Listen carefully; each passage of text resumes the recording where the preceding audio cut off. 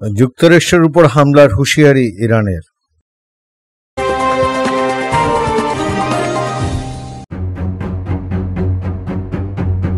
ইসরায়েলের উপর ইরানের হামলা ঠেকাতে সহায়তা করলে যুক্তরাষ্ট্র, যুক্তরাজ্য, ফ্রান্সের ঘাঁটি ও জাহাজে হামলা চালানোর হুঁশিয়ারি দিয়েছে তেহরান। ইরানের রাষ্ট্রীয় সংবাদ মাধ্যমের বরাত দিয়ে বিবিসি কথা জানিয়েছে।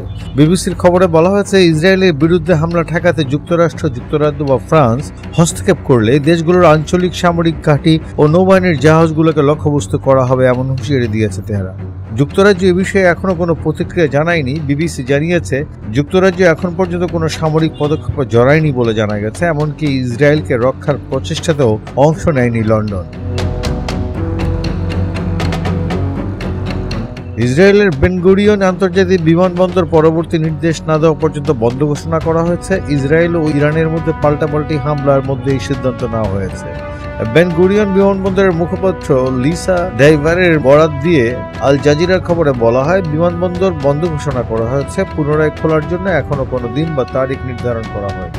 বিমানবন্দর থেকে তোলা ছবিতে দেখা গেছে চেক ইন কাউন্টার ও যাত্রী লাউঞ্জগুলো ফাঁকা। ফ্লাইট তথ্য বোর্ডে সব ফ্লাইট বাতিল দেখানো হয়েছে।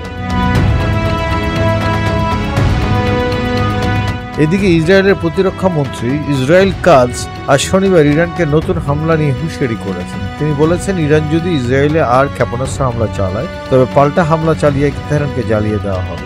এএফপির প্রতিবেদন থেকে এসব তথ্য জানা গেছে। কাজকে উদ্ধৃত করে একটি বিবৃতিতে বলা হয়, ইরানের স্বৈরশাসক দেশটির সাধারণ মানুষকে জিম্মি করে রেখেছেন।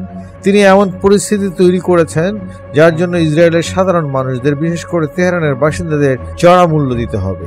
ইসরায়েলি প্রতিরক্ষা মন্ত্রী আরো বলেন, যদিও আয়াতুল্লাহ আলী খামেনি ইসরায়েলি ভূখণ্ড লক্ষ্য করে ক্ষেপণাস্ত্র হামলা চালিয়ে যেতে থাকে, তবে তেহরান জ্বলে পুড়ে যাবে।